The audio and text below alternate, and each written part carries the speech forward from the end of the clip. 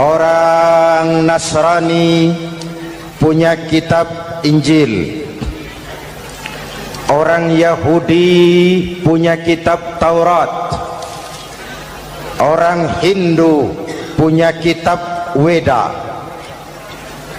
orang Buddha punya kitab Tripitaka, pengikut Konghucu punya kitab Tao Te Ching,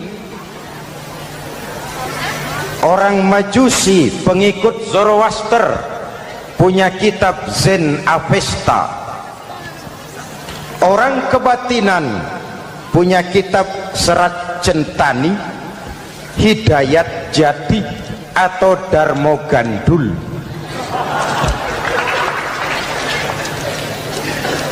Kita umat Islam oleh Allah diberikan Al-Quran yang kita yakini sebagai kitab suci. Kunaon?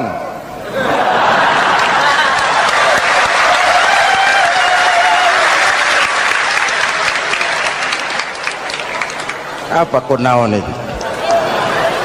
Kenapa sih kita yakin Quran itu kitab suci? Pertama, ajarannya sesuai dengan fitrah manusia. Suatu kitab dinamakan suci kalau konsep ajarannya sesuai dengan fitrah. Contoh, ini laki-laki ini seneng nggak sama perempuan? Normal. Kalau nggak seneng saya ragu-ragu. Perempuan seneng nggak sama laki-laki?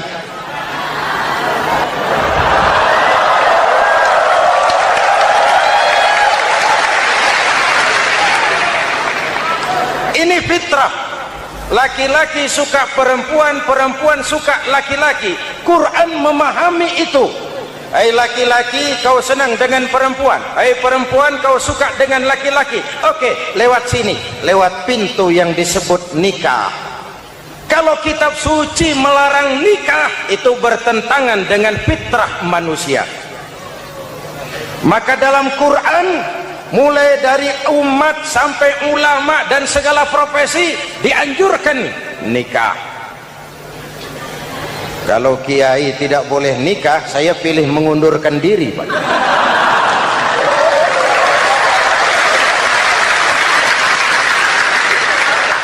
Itu bertentangan dengan fitrah. Lagian mubazir dikasih perabotan nggak dipakai.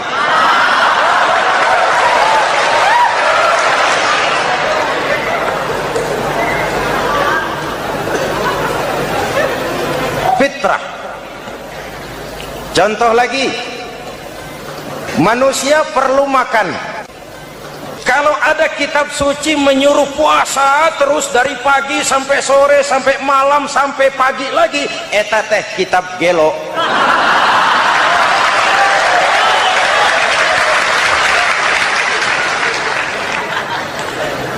Quran sesuai dengan fitrah. Puasa mulai dari imsak sampai datang waktu maghrib. Puasa ngebleng dari pagi sampai sore sampai malam merusak kesehatan. Malam berpuasa boleh bergaul dengan istri. Kenapa? Fitrah. Kalau siang tidak boleh, malam tidak boleh, sebulan penuh panas kepala.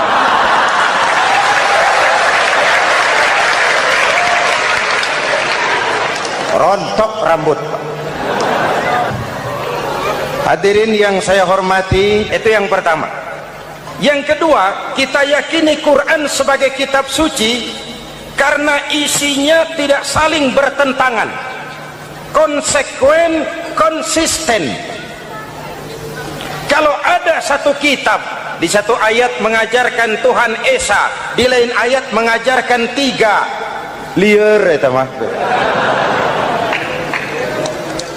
Bagaimana kitab suci isinya paradoks? Bagaimana kitab suci isinya saling bertentangan? Di ayat manapun sekali Quran berkata Allah itu Esa, selamanya Esa. Isinya tidak saling bertentangan. Lalu yang ketiga, kita yakini Quran kitab suci karena dia bersih dari intervensi manusiawi. Sejak turunnya Al-Quran menantang, jikalau kamu ragu terhadap Quran yang kami turunkan kepada hamba kami Muhammad, kamu anggap itu cuma bikinan Muhammad. Kalau Muhammad bisa, kamu tentu bisa. Baik, bikin satu surah semacam Al-Quran. 14 abad yang lalu tantangan ini turun dan sampai malam ini belum terjawabkan. Pak, barangkali tidak ada yang mau coba. Banyak, antara lain Musailamah Al-Kazzab. Dia mencoba membuat menandingi Al-Quran. Dia buat satu surah namanya surah Al-Fil. Bunyinya begini, bikinan Musailamah. Al-Fil wa mal-fil wa ma adraka mal-fil lahu khurtumun tawil wa lahu zail. Sudah berbentuk syair. Isinya apa?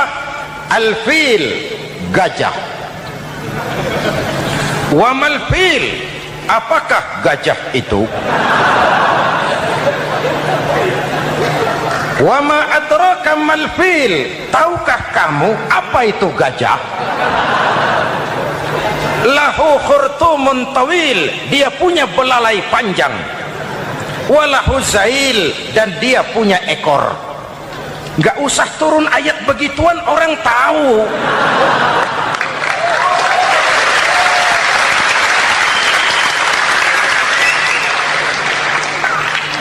Kalau redaksi mendekati, maka isi jauh panggang dari api. Kitab suci bersih dari campur tangan manusiawi. Maka Al-Quran, ke bahasa apapun dia diterjemahkan, naskah aslinya tetap ikut. Dia boleh diterjemahkan ke bahasa Sunda, bahasa Jawa, bahasa Padang, bahasa Inggris, bahasa Jerman, bahasa Belanda, naskah aslinya tetap ada. Kenapa? Bahasa ke bahasa perbedaannya sering frontal. Kalau dari gelas menjadi gelas, eta mah caket. Dari lem menjadi lampu, itu masih serumpun. Tapi cokot Sunda dengan cokot Jawa itu jauh bedanya. Atos Sunda dengan atos Jawa itu jauh. Ulama Sunda sama ulama Jawa nggak pernah akur kalimat atos ini.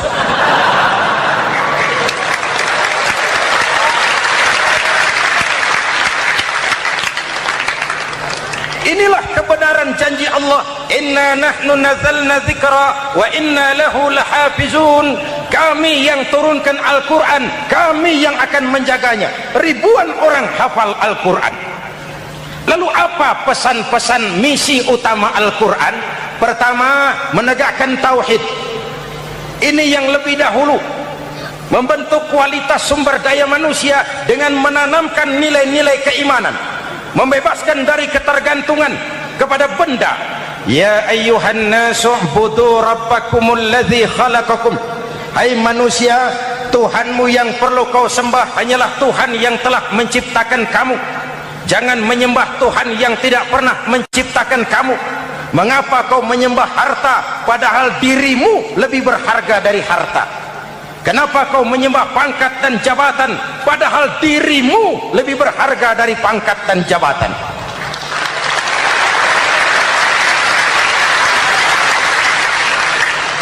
Diajak rasio berpikir, Tuhanmu yang perlu kau sembah hanyalah Tuhan yang menciptakan kamu. Dan Tuhan yang menciptakan kamu itu Tuhan yang lam yalid walam yulad, yang laisa kamislihi syai'un, dan itulah Allah subhanahu wa ta'ala. Ayo orang teh, ayeuna teh boleh pakai teh. Ayeuna teh, kita teh kalau kepada syirik jali, syirik yang terang-terangan, insya Allah tidak. Nyata-nyata menyembah berhala, tidak. Nyata-nyata menyembah pohon, tidak. Nyata-nyata berkeyakinan Tuhan lebih dari satu, tidak.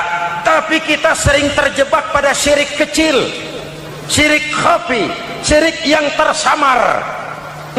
Saya sejak pakai cincin ini, jangankan anak gadis, nenek-nenek ngelihat saya. cincin. Jangankan anak gadis, nenek-nenek lihat saya lemes. Cincin. Ini saya sejak ada perkutut rumah ini dagang lancar perkutut. Ini Ramadan bulan penempaan nilai-nilai keimanan. Misi utama Quran menegakkan tauhid, mengurangi kemusyrikan, membebaskan manusia dari ketergantungan kepada benda. Dari situ kualitas sumber daya manusia dimulai. Saya sering ungkapkan selama ini sistem pendidikan kita cuma mengisi otak, bukan membentuk watak. Otak diisi segala macam ilmu, tapi hati kosong, agama rapuh, akhirnya moral rendah. Muncul manusia-manusia yang pintar, cuma sayang tidak benar. Indonesia kita bangkrut, Indonesia kita terpuruk, Indonesia kita sakit sekarang ini kan ulahnya orang-orang yang pintar tapi tidak benar.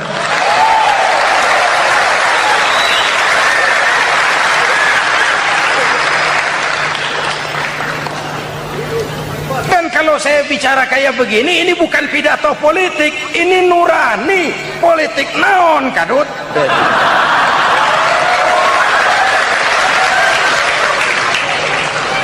Ini nurani, ini tanggung jawab sebagai anak bangsa.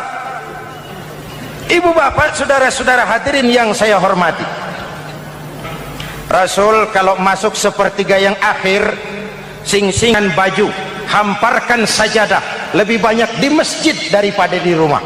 Itu Rasul. Maka sepertiga yang akhir masjid makin ramai. Lihat Masjidil Haram. Lain dengan kita. Sepertiga yang akhir masjid mulai mengalami kemajuan. Safnya makin maju.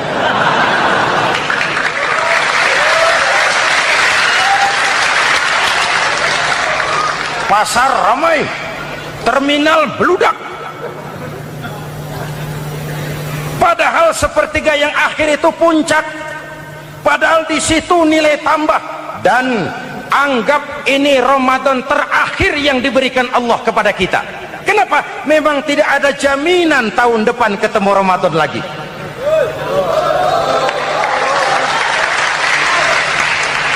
Anggap ini Ramadan terakhir yang diberikan Allah kepada kita. Tidak ada jaminan tahun depan Ramadan akan ketemu lagi. Tidak ada jaminan. Manfaatkan pelukan pemutihan. Semua kita melakukan introspeksi. Tidak tahu kita Ramadan tahun depan nanti masih ketemu apa tidak. Sebagaimana kita tidak tahu kita masih hidup atau tidak. Hadirin yang saya hormati, misi kedua Al-Quran, persaudaraan, kebersamaan atas dasar keadilan dan kebenaran. Manusia bersuku-suku, ya. Manusia berbangsa-bangsa, memang itu diakui oleh Al-Quran. Min dzakari wa untha wa ja'alnakum syu'uban wa qabaila. Kami ciptakan kamu dari laki-laki dan perempuan. Kami jadikan kamu bersuku-suku dan berbangsa-bangsa. Apa tujuannya? Agar kamu saling mengenal satu dengan yang lain.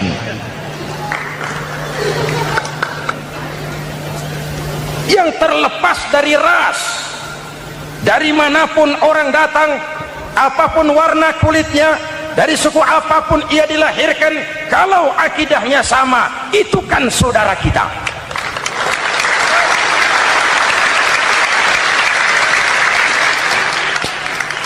Seperti di masjid, kita tidak peduli dari mana kita datang.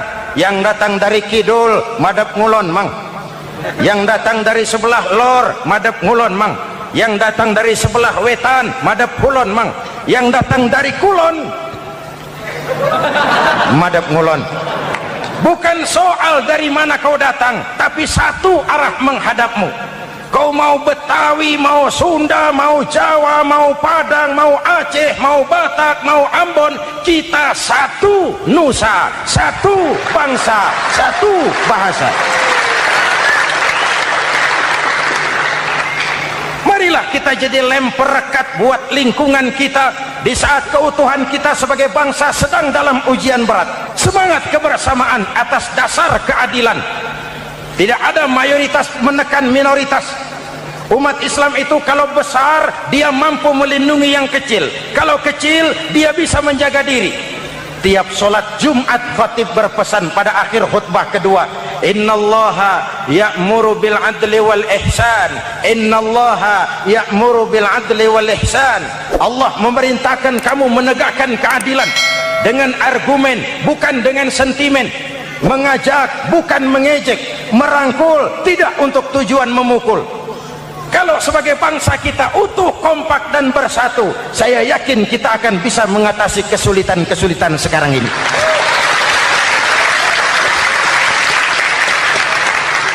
Kan kita prihatin kadang-kadang tawuran antar desa, antar RT, antar RW, antar kecamatan, sampai antar elit di atas. Makanya saya ulang lagi pesan ini, kalau elit di atas tawuran, jadilah penonton yang baik. Saudara-saudara kaum muslimin yang saya cintai, kita prihatin, kita seakan tercabut dari akar budaya kita sebagai bangsa. Kenapa kita yang berfalsafahkan Pancasila, kenapa kita yang berketuhanan yang Maha Esa tiba-tiba jadi beringas dan brutal? Ada maling ayam ketangkap, disiram bensin, dibakar hidup-hidup. Kok kita bisa begitu? Street justice, pengadilan jalanan mulai tegak. Iyalah kita tidak puas dengan kerja aparat kita, tapi jangan main hakim sendiri. Ini negara, bukan hutan.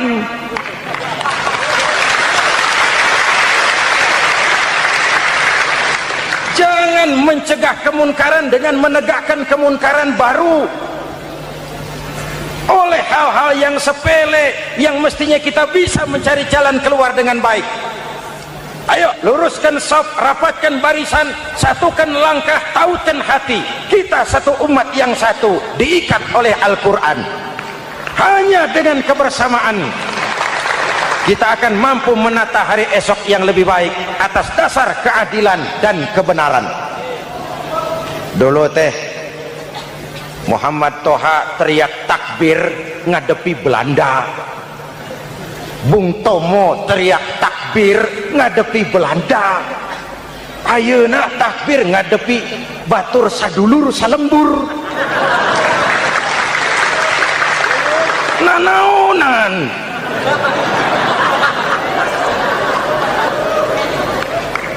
Bung Tomo teriak takbir, Muhammad Toha teriak takbir, yang dihadapi jelas penjajah Belanda.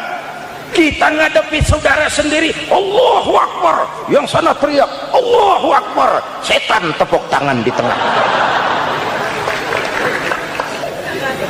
Yuk kita rukun, yuk kita kompak, yuk kita bersatu, yuk kita pulang, yuk.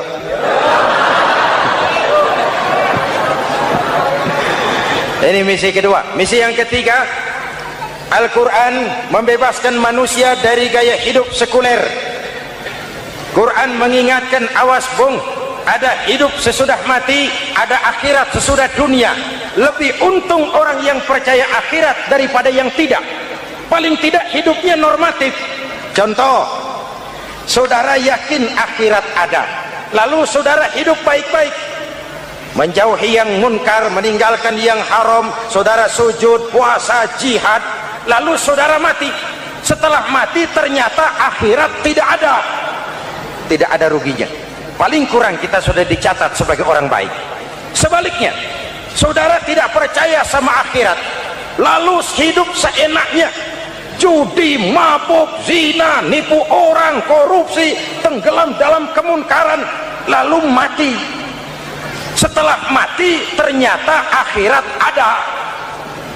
Baik, kemana anjen? Lebih untung orang yang percaya akhirat ketimbang yang tidak. Hidupnya ada rem. Iya pak, saya kepengen banyak uang, tapi kalau main judi nanti di akhirat bagaimana? Iya, saya kepengen jadi orang kaya, tapi kalau korupsi, nipu orang, buka peternakan tuyul, nanti di akhirat bagaimana? Gaya hidup yang berkeseimbangan, ada hidup sesudah mati dan ada akhirat sesudah dunia. Yang keempat, Quran membebaskan manusia dari belenggu kebodohan. Quran ayat yang pertama turun sudah berkata, Iqra, baca, kamu jangan jadi bodoh. Kebodohan menimbulkan kemiskinan, kemiskinan mendekatkan kepada kekufuran. Yang kelima, ini kado buat ibu-ibu, Quran mengangkat harkat, derajat dan martabat kaum wanita. Sebelum Quran turun, sebelum Islam datang, nasib wanita sangat menyedihkan. Dilahirkan hanya untuk melahirkan. Kalaupun berperan, peranannya tidak lebih segitiga. Dapur, sumur, kasur. Kasur, sumur, dapur. Dapur, sumur, kasur. Wanita dilecehkan, sekadar alat pemuas nafsu. Datang Islam, Rasul terenyuh, An-nisa imadul bilad. Wanita adalah tiangnya negara. Jikalau baik wanita, baik negara. Jikalau rusak wanita, hancur negara. Karena wanita, negara jaya. Betul? Karena wanita, negara hancur. Betul?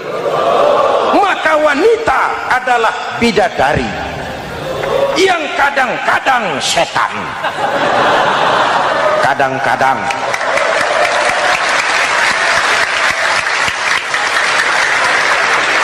Karena yang hadir di sini bidadari semua. Ibu bapak, saudara-saudara hadirin yang saya hormati. Lalu bagaimana sikap kita terhadap Al-Quran? Quran sendiri menjelaskan, thumma awrasnal kitab alladzina istafaina min ibadina. Kemudian kami wariskan kitab Al-Quran yang kami pilih buat hamba-hamba kami yang terpilih. Luar biasa. Umatnya umat pilihan, Rasulnya Rasul pilihan, kitabnya pun kitab pilihan. Kami wariskan Al-Quran kepada hamba-hamba kami yang kami pilih. Bagaimana sikap mereka setelah menerima Al-Quran? Terbagi tiga. Pertama, faminhum zalimun linafsihi. Di antara mereka ada yang setelah menerima Al-Quran lalu zalim kepada dirinya sendiri. Diterimanya Al-Quran dengan lidahnya, tapi ditolak dengan perbuatannya. Mulutnya menjunjung Al-Quran, perbuatannya menginjak Al-Quran. Quran bilang ke barat, dia pergi ke timur.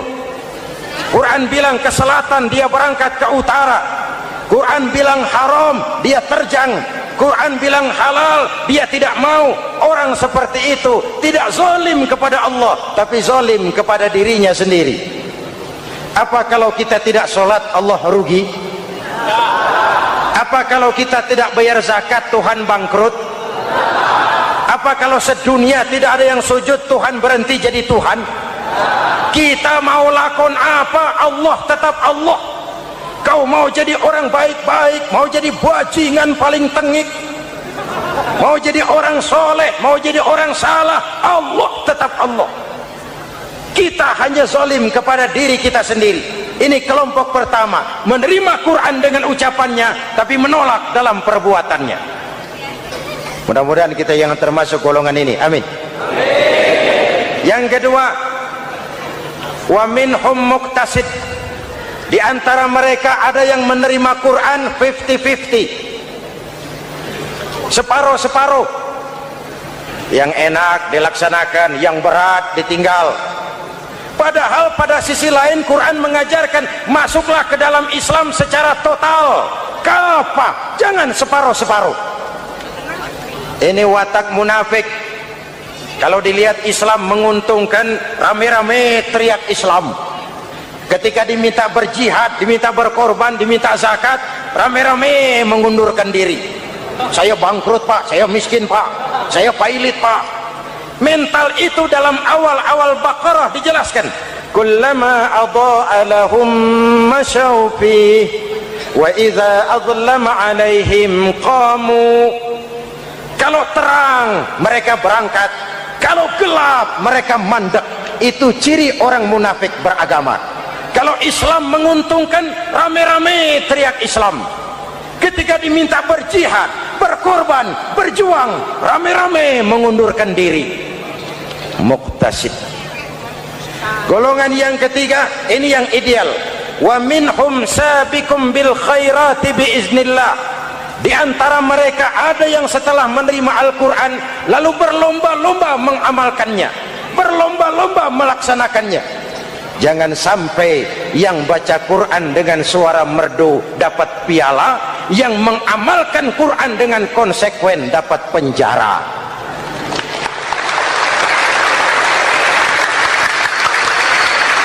Itu ironi, itu menyedihkan, itu memilukan, dan itu memalukan. Pilihan terserah kita. Satu hadis Rasulullah mengajarkan begini: man ja'alal qur'ana amamahu qadahu ilal jannah, wa man ja'alal qur'ana khalfahu saqahu ilan nar.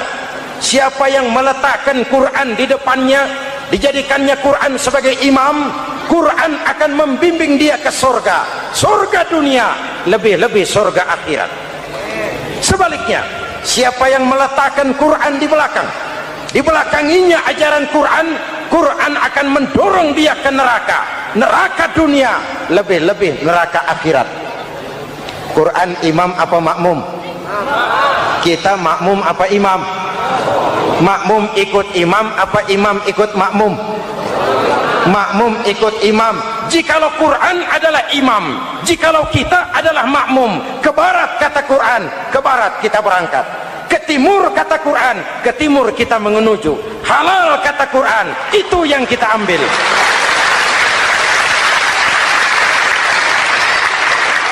Mari kita jadikan Ramadan sebagai bulan di mana sedikit demi sedikit kita berupaya kembali menjadi generasi yang Qurani. Rasulullah pernah ditanya, kalau Tuhan wafat ya Rasul, kemana kami minta nasihat? Aku tinggalkan kamu dua nasihat, satu yang diam saja, satu yang bisa bicara.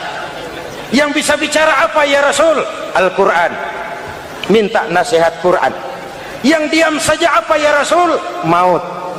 Dalam hidup ada dua nasihat, nasihat yang bisa bicara Al-Quran, nasihat yang diam saja maut. Mau dagang minta nasihat Quran, mau bertetangga minta nasihat Quran. Itu nasihat. Nasihat yang kedua, diam saja, tahu-tahu datang maut. Makanya anggap ini Ramadan terakhir yang diberikan Allah kepada kita, karena tahun depan tidak ada jaminan kita bertemu Ramadan. Manfaatkan 10 yang akhir untuk meningkatkan nilai ibadah kita kepada Allah Subhanahu wa taala. Hadirin, kita sudah mendekati akhir, saya akan baca doa. Mari kita Fatihah. Semoga kita semua dalam perlindungan Allah. Ala hadhihi niyyah wa ila hadratin Nabi. Al-Fatihah.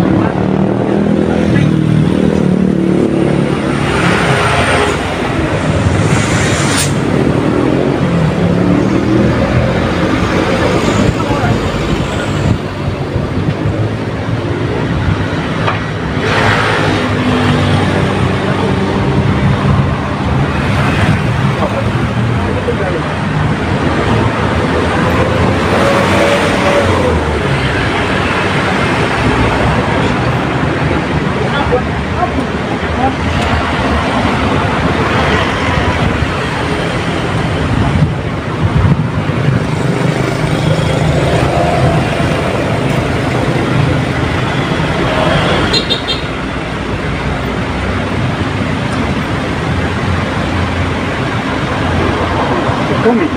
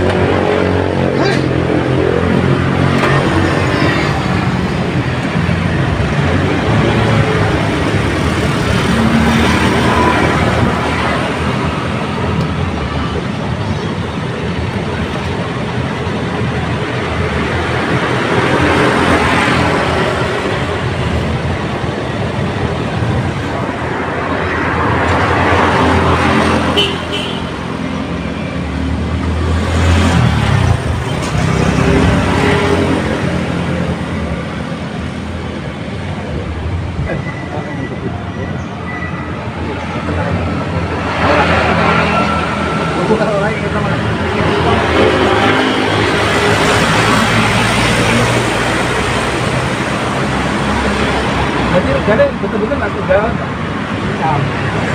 Ayo kamu. Aku kalau jangan ini puasa buat. Pasar gitu.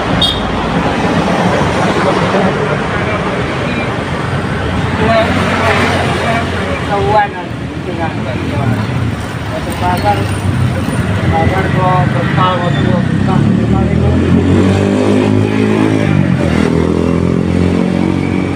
sambungan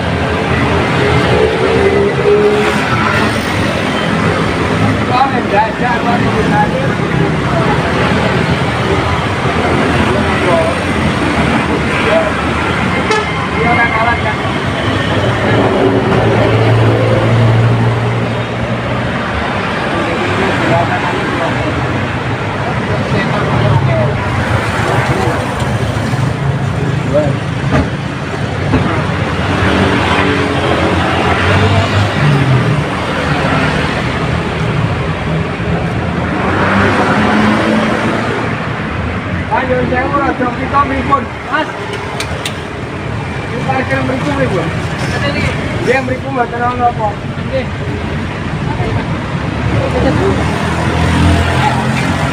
masih berikut nggak terlalu apa ada saya harus saya itu nggak mau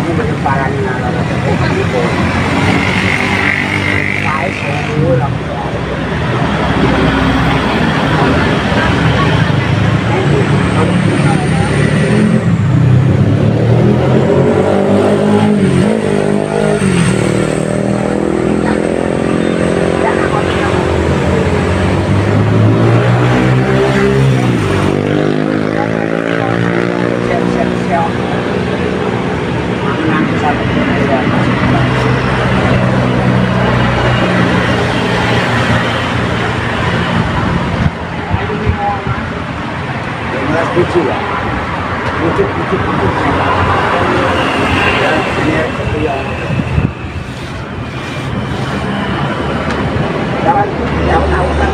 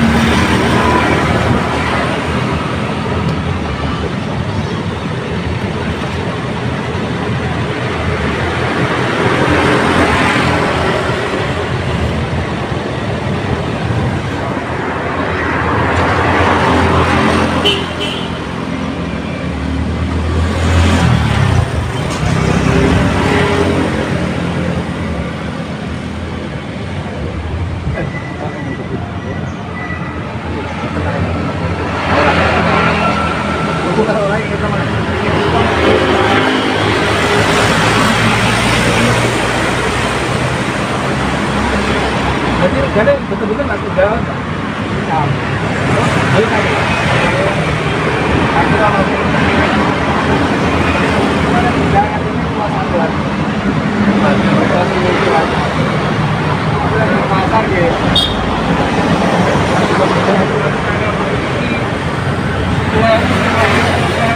Kawan dengan ke pasar kok total waktu kita 5 5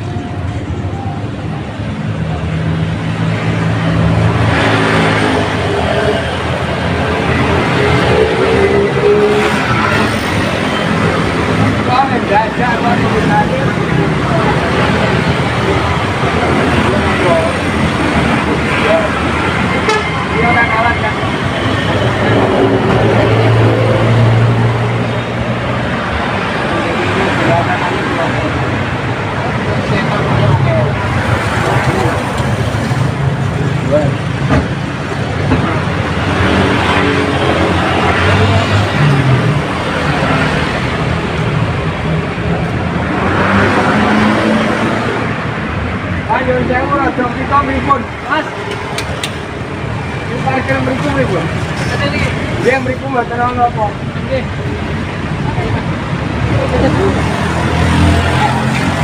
Mati mriku mboten ana apa.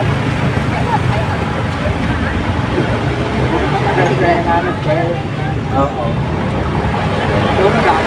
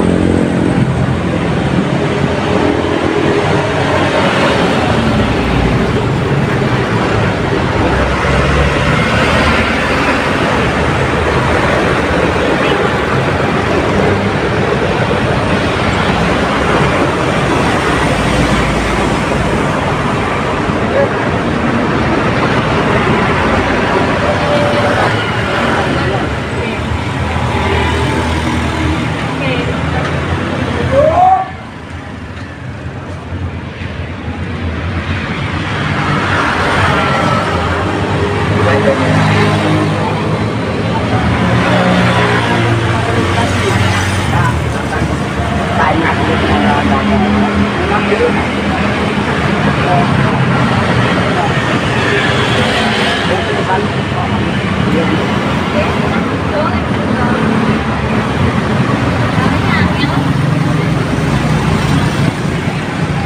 berlebaran ala itu. Saya selalu lakukan.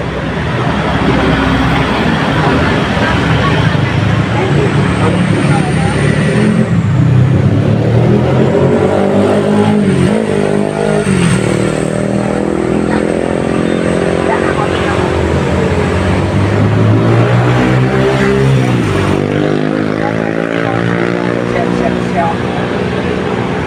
Menang satu ya.